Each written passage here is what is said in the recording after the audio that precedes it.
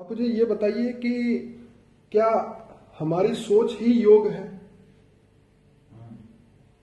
जो योग हमेशा हमारी सोच पर डिपेंड करता है। तुम जो सोचते हो वो वैसे देखा जाए तो योग ही है, तुम्हारा कर्म योग ही है।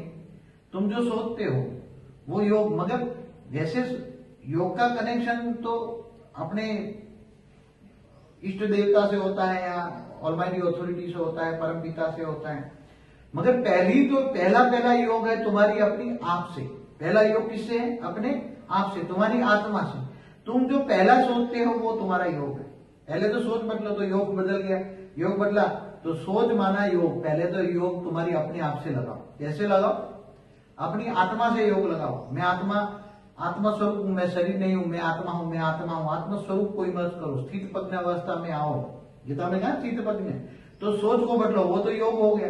तो यही पहले अपने आप से योग लगाओ, फिर दूसरा परमात्मा से योग, दूसरा योग परमात्मा से। तो क्या ये सही है कि पॉजिटिव सोचने से, बेहद के बाप के बारे में सोचने से, परम पिता के बारे में सोचने से हमारे जो विकर्म है वो खत्म हो जाते हैं? जरूर जरूर जरूर। विकर्म विनाश क्या? तुम आत्मा से परमात्मा बन जाओगे।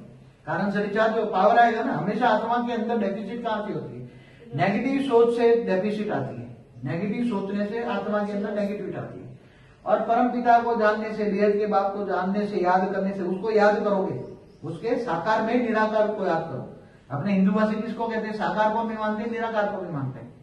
तो साकार में निराकार को याद करो, बेहद के बाप को याद करो, परम पिता को याद करो, तो उसे याद करने से पावर आएगी। उसके पास जो है, उसके पास पावर है, परम लाइट है, परम प्रकाश है।